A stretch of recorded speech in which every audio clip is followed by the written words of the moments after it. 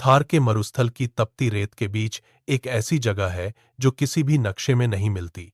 कालीघाटी station.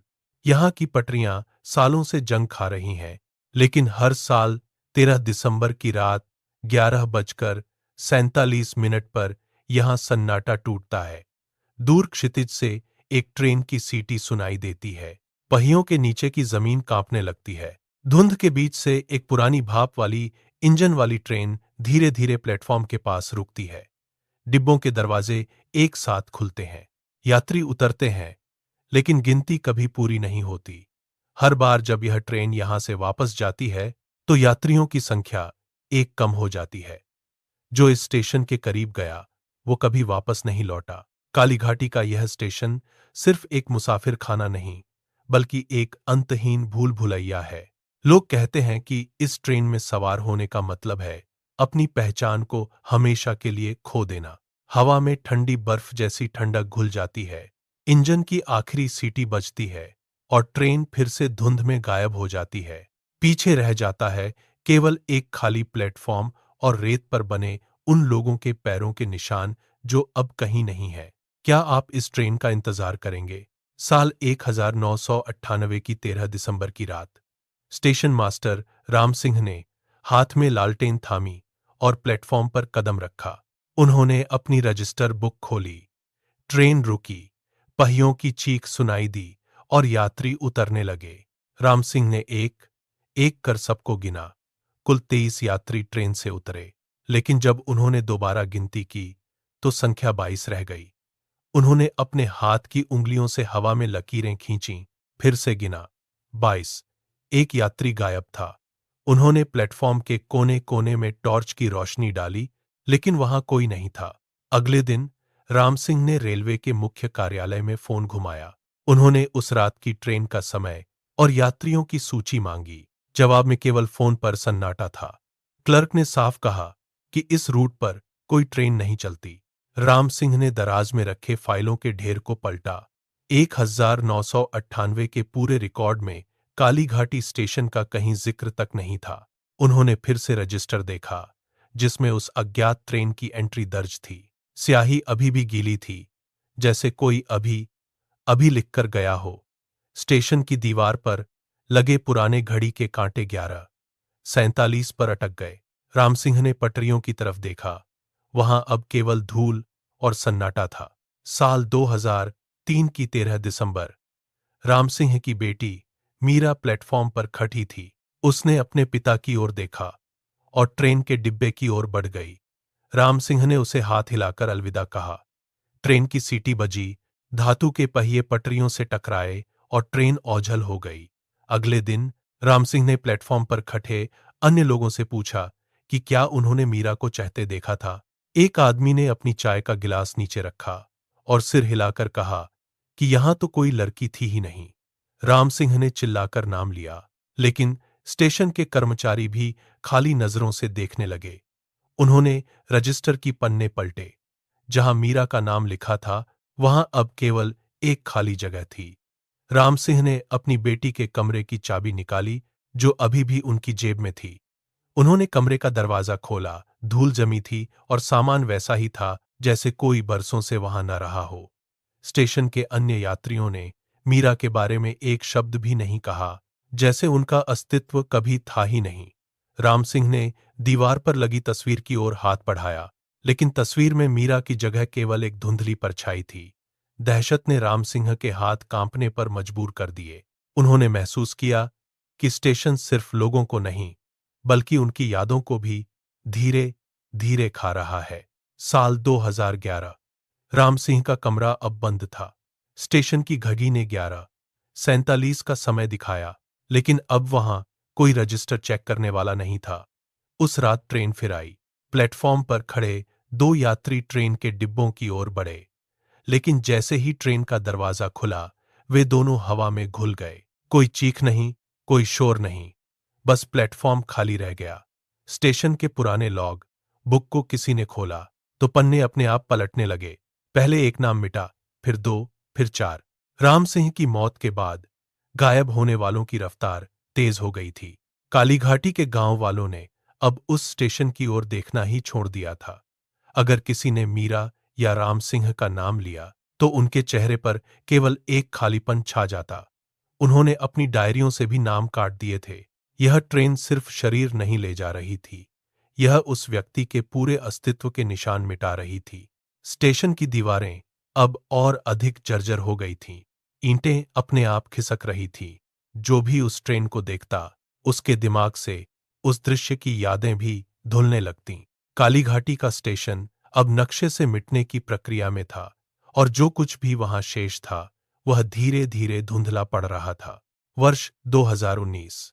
पत्रकार अंकिता कालीघाटी के वीरान प्लेटफॉर्म पर उतरी। उसके हाथों में भारी बैग था। उसने पटरियों के किनारे 3 डिजिटल कैमरे सेट किए। अंकिता ने ट्राइपॉड के पैर जमीन पर मजबूती से जमाए और लेंस को फोकस किया। उसने लैपटॉप खोला और तारों को आपस में जोड़ा। रात के 11:40 बज रहे थे। अंकिता ने अपने असिस्टेंट रोहन को इशारा किया। रोहन ने टॉर्च जलाई, पर रोशनी पटरियों के उस पार नहीं गई, जैसे अंधेरा उसे सोख रहा हो। अंकिता ने रिकॉर्डिंग बटन दबाया। उसने अपनी सांसें रोक लीं। स्टेशन पर एक अजीब सी शांति छा गई। कीड़ों की आवाज बंद हो गई। हवा का बहना रुक गया। दूर दूर तक कोई हलचल नहीं थी। अंकिता ने अपने हाथ की घड़ी देखी। सुई 11:46 पर खड़ी थी। उसने अपने कान पटरियों के पास लगाए। कोई कंपन नहीं था। सन्नाटा इतना भारी था कि अंकिता को अपने दिल की धड़कन सुनाई देने लगी। उसने रोहन की ओर देखा। रोहन पत्थर की तरह खड़ा था। ट्रेन के आने से ठीक 1 मिनट पहले प्लेटफॉर्म की दीवारें मानो सिमटने लगीं। अंकिता ने कैमरा चेक किया। स्क्रीन पर केवल धूल के कण नाच रहे थे। मौत जैसा सन्नाटा पूरे स्टेशन को घेर चुका था। रात के 11:47 बजे अचानक जमीन के नीचे से एक गहरी थरथराहट महसूस हुई। लोहे की पटरियां कांपने लगीं, जैसे कोई भारी वजन उन पर दबाव डाल रहा हो। अंकिता ने लैपटॉप की स्क्रीन पर नजर डाली, लेकिन मॉनिटर पर केवल काली स्क्रीन और स्थिर पटरियां दिख रही थीं। तभी कानों को चीर देने वाली एक लंबी सीटी गूंजी। अंकिता ने अपना सिर घुमाया। उसके बगल में खड़ा रोहन टॉर्च पकड़े हुए था। सीटी की गूंज के साथ ही पटरियों पर धूल का गुबार उठा। अंकिता ने फुर्ती से कैमरा लेंस को एडजस्ट किया। स्क्रीन पर ट्रेन के पहियों की परछाई होनी चाहिए थी, लेकिन वहां सिर्फ खाली कंक्रीट दिख रहा था। उसने चिल्लाकर रोहन का नाम पुकारा। कोई जवाब नहीं आया। उसने बाएं हाथ को हवा में फैलाया। वहां कोई नहीं था। रोहन की टॉर्च जमीन पर गिरी और लुढ़ककर पटरियों के बीच जा रुकी। अंकिता ने टॉर्च उठाने के लिए हाथ बढ़ाया, लेकिन वहां सिर्फ खाली जगह थी। रोहन वहां नहीं था। अंकिता ने मुड़कर पीछे देखा। पूरा प्लेटफॉर्म खाली था। सीटी की आवाज धीरे धीरे शांत हो गई और सन्नाटा फिर से स्टेशन पर हावी हो गया। कैमरा रिकॉर्डिंग चालू थी, पर उसमें केवल खाली पटरियां और हवा में उठती धूल दिख रही थी। अंकिता ने अपने बैग की चेन को झटके से खोला। उसके हाथ कांप रहे थे। उसने टॉर्च की रोशनी में रोहन का नाम पुकारा, लेकिन केवल प्रतिध्वनि सुनाई दी। उसने बैग के अंदर हाथ डालकर फाइलें टटोलीं। उसे 1998 की एक पुरानी फाइल मिली, जिसे उसने स्थानीय रिकॉर्ड रूम से हासिल किया था। अंकिता ने पन्ने पलटे। एक धुंधली तस्वीर उसके सामने आई। तस्वीर कालीघाटी स्टेशन की थी, जिस पर तारीख 13 दिसंबर 1998 दर्ज थी। अंकिता की उंगलियां तस्वीर पर जम गईं। भीड़ के बीच स्टेशन मास्टर के पीछे वही लड़का खड़ा था, जिसे उसने अभी कुछ मिनट पहले अपना असिस्टेंट बनाया था। रोहन। चेहरा वही, मुद्रा वही। अंकिता ने तस्वीर को अपनी आंखों के करीब किया। उसने अपने पास मौजूद रोहन के पहचान पत्र को तस्वीर के बगल में रखा। कोई बदलाव नहीं था। 20 साल बीत चुके थे, लेकिन उस लड़के के चेहरे पर एक लकीर तक नहीं बढ़ी थी। अंकिता के माथे से पसीना टपककर फाइल पर गिरा। उसने तुरंत कैमरा मॉनिटर की ओर देखा। वहां अब भी सिर्फ खाली पटरियां दिख रही थीं। उसने फिर से तस्वीर को गौर से देखा। रोहन की आंखों में एक अजीब सी शून्यता थी। अंकिता के गले से चीख निकलने ही वाली थी कि उसने अपने पीछे पैरों की आहट सुनी। अंकिता ने धीरे धीरे अपना सिर घुमाया। पीछे कोई नहीं था, बस ठंडी हवा पटरियों के बीच से गुजर रही थी। उसने दोबारा उस पुरानी तस्वीर को देखा। 1998 की उस बीच में रोहन की वही स्थिर मुस्कान थी जो आज सुबह अंकिता को दिखी थी। अंकिता ने अपने हाथ से रोहन के चेहरे को ढका, फिर फोटो को पटरियों की ओर घुमाया। रोहन कभी इंसान था ही नहीं।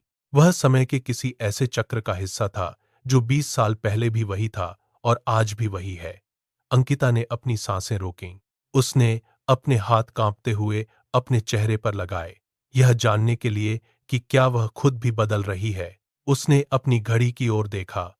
उसकी सुइयां 11:47 पर ठिठक गई थीं। टिक टिक की आवाज बंद हो चुकी थी। अंकिता ने फोटो को जमीन पर गिरा दिया। फोटो पटरियों की दरारों में जाकर फंस गई। उसने महसूस किया कि उसका अपना शरीर भी भारी हो रहा है, जैसे कोई उसे खींच रहा हो। उसने चिल्लाने की कोशिश की, लेकिन आवाज गले में ही दब गई। स्टेशन की दीवारें धुंधली होने लगीं। रोहन का चेहरा अब फोटो में नहीं, बल्कि अंकिता के ठीक सामने हवा में तैर रहा था। वह समय में फंसा था, और अब अंकिता भी उसी अंतहीन लूप का हिस्सा बन चुकी थी। स्टेशन की पुरानी घड़ी अचानक गिरकर चकनाचूर हो गई। अंकिता जहां खड़ी थी, वहां अब सिर्फ धूल का गुबार था। काली घाटी के गांव वाले कहते हैं कि यह स्टेशन सिर्फ एक इमारत नहीं, बल्कि एक श्राप है। उन्होंने सदियों से एक भविष्यवाणी संजो रखी है। जिस साल, जिस तारीख को आखिरी यात्री का नाम मिट जाएगा, यह ट्रेन पूरे स्टेशन को जह से उखाड़ ले जाएगी। स्टेशन मास्टर राम सिंह की डायरी के आखिरी पन्नों में यही चेतावनी दर्ज थी। स्टेशन की मुख्य दीवार पर लगा लोहे का बोर्ड अब जंग खाकर आधा लटक रहा था। उस पर एक नई इबारत उभर आई थी। अंकिता की टॉर्च की रोशनी उस पर पड़ी। अक्षरों की बनावट ऐसी थी जैसे वे खून से लिखे गए हों। वहां लिखा था, अगली ट्रेन अज्ञात। स्टेशन की पटरियां कांपने लगीं। सीमेंट का फर्श दरकने लगा और दीवारों से पत्थर झड़ने लगे। हवा में लोहे के घिसने की तीखी आवाज गूंजने लगी। स्टेशन का नामो निशान मिटने की प्रक्रिया शुरू हो चुकी थी। धूल के गुबार के बीच पटरियों का अंत दिखाई देना बंद हो गया।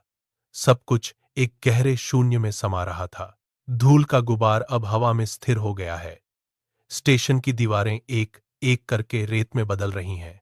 पटरियों के नीचे की जमीन धंस रही है, जैसे कोई अदृश्य शक्ति सब कुछ निगल रही हो। अगली 13 दिसंबर की रात 11:47 बजे एक बार फिर वही ट्रेन आएगी। स्टेशन का नाम नक्शे से पूरी तरह मिट चुका है। जो लोग वहां जाने की कोशिश करेंगे, वे शायद कभी वापस नहीं लौटेंगे। क्या आप अपनी यादों को खोने के लिए तैयार हैं? क्या आप उस ट्रेन के डिब्बों में चढ़ने की हिम्मत करेंगे, जहां समय का कोई अर्थ नहीं है? पटरियों पर खामोशी है, लेकिन दूर से एक सीटी सुनाई दे रही है। वह सीटी आपके कानों के पास तक आ रही है। अंधेरे में आपकी परछाई लंबी हो रही है, जैसे कोई आपका इंतजार कर रहा हो। अगली तारीख कैलेंडर पर लाल स्याही से चिह्नित है, 13 दिसंबर। काली घाटी का स्टेशन अब सिर्फ एक विचार है, एक ऐसा जाल जो आपको अपनी ओर बुला रहा है। क्या आप वहां जाने की हिम्मत करेंगे, या आप भी उन लोगों में शामिल हो जाएंगे जिनका नाम इतिहास के पन्नों से हमेशा के लिए मिट चुका है? ट्रेन आ रही है। पटरियां फिर से कांपने लगी हैं।